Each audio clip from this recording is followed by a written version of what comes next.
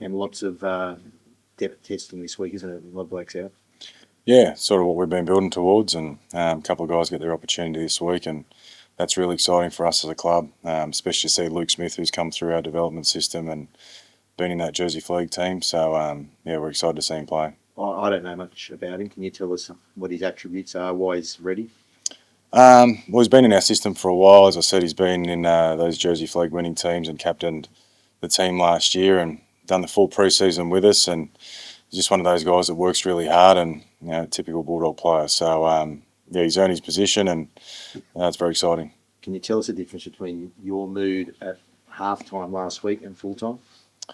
I'd like to say it wasn't too much different. Yeah, they scored one just before halftime, which it probably made it worse than what it was. But yeah, I was sort of seeing enough green shoots there in the first half that if we could just hold the ball and get some possession, then we could make a game of it. I think that win was sort of born out of the Broncos a couple of weeks earlier. We learned a lot out of that game, and we still felt like we were definitely in the game. Best 40 on your watch? Possibly, yeah, possibly. But it was just nice that our attack clicked. I think the situation brought that out of us. I think we had to move the ball a little bit more than what we had been, and but it was nice to turn it around. Unsung hero, Mann, so talk that Billy's considering him for Origin. Oh, you can good tomorrow, Jersey. 100%. You can see why. I think early in his career he was in and around those teams and probably unlucky, and he's probably utility value count against him at times. But he's definitely an Origin style player. He does all the tough stuff really well. He's a great teammate, and he wouldn't look out of place on that stage. Stephen Crichton's done some special things in his career, but the performance on the weekend, just to say, right boys, follow me, get on my back. What do you make of it? I think he does it a lot more than what people see. But obviously, a couple of line breaks and try assists, probably put it to the forefront. But a lot of times he comes up with a defensive play, a scramble, rallying the troops and really leads from the front. So we just love having him here. It was great that he started to get some quality ball last week. As I said, that situation probably brought it out of us into moving the ball a little bit more than what we had been, and hopefully we get a lot of confidence out of that. He's in the conversation at the moment as potential leader of New South Wales.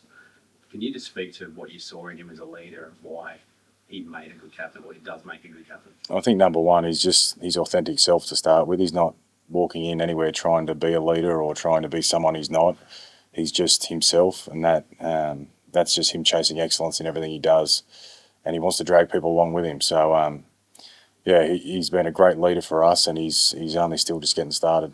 People forget he's 24, but a lot of talk about who will lead the Blues. Do you think he'll get the nod on Monday? Oh, I think if he got put in that position, he wouldn't let anyone down. But I also understand there's a lot of really great leaders in that team, and they've got the Australian captain in that team as well, who's a fantastic leader. So I'm sure Critter's time will come with that. If they do give him that honour, he wouldn't let anyone down either. And we've coached. No, coach. Is Stephen Crichton on their level as a leader?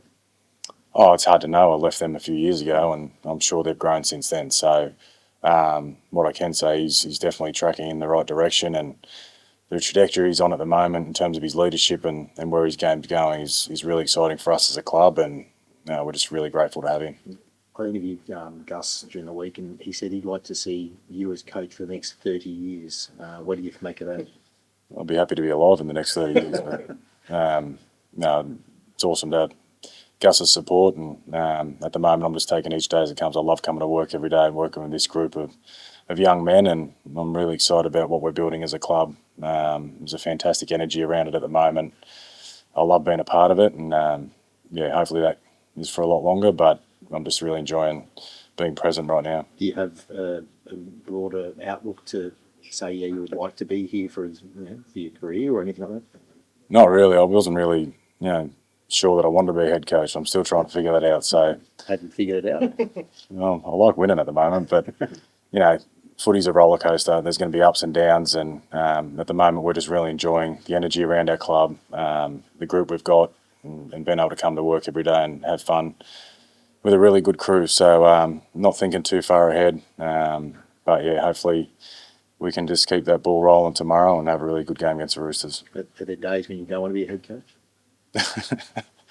Oh, I don't know about that. Maybe half time last week was probably one of them. But honestly, I'm just, whether we're playing well or not playing well, I'm loving the journey that we're on at the moment. I'm loving the story that our team's writing from that journey, and hopefully it can continue. Have you got a contingency plan in place for Origin, or do you dare to look beyond tomorrow night?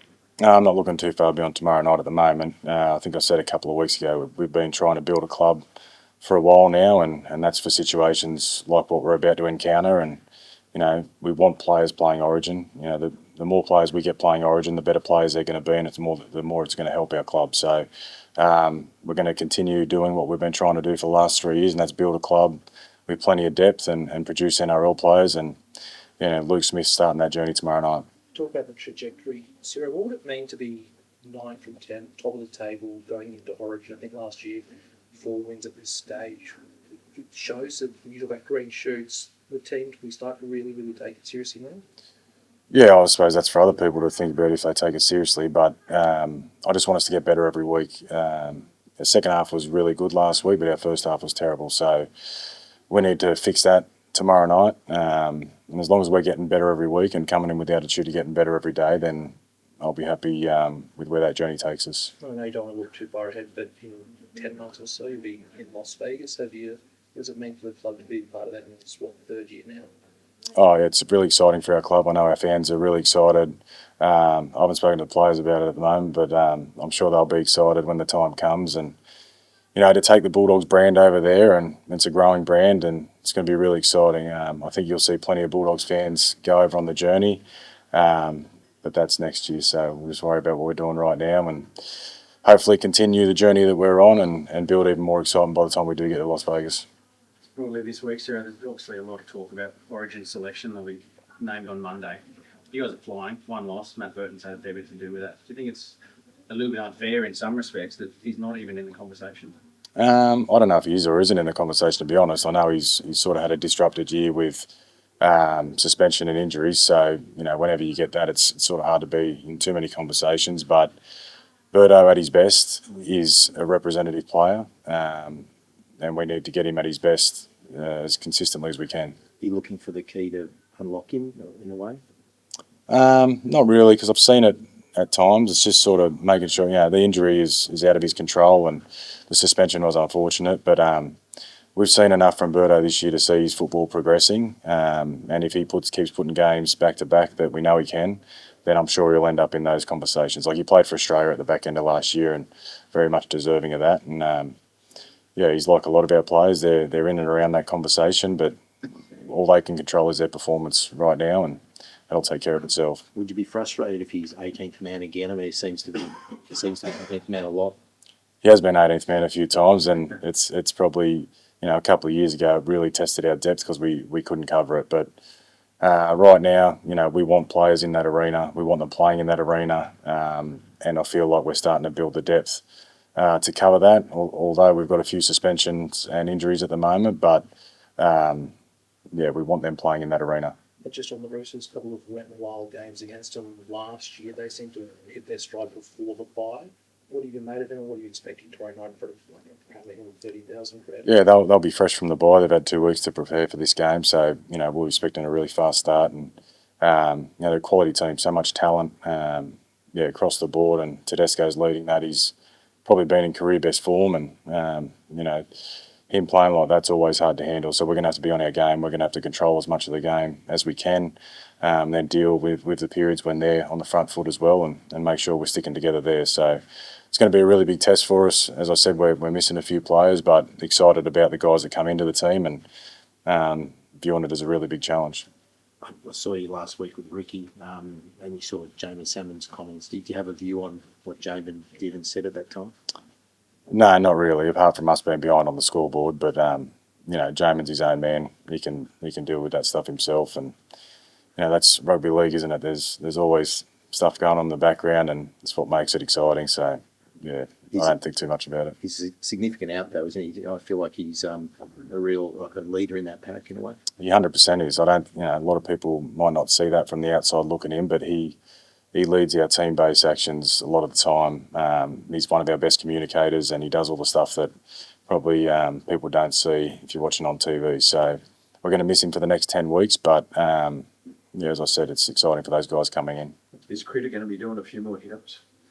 Yeah, I hope so. Hopefully, if we're not defending 70% of possession, we can get him the ball more often. But, you know, a couple of those games lately where we've just been starved of possession, it's made it really hard to get guys like Bronson and Critter the ball. So if we can control that part of the game and earn some possession, then I'm sure you'll see him get the ball more often.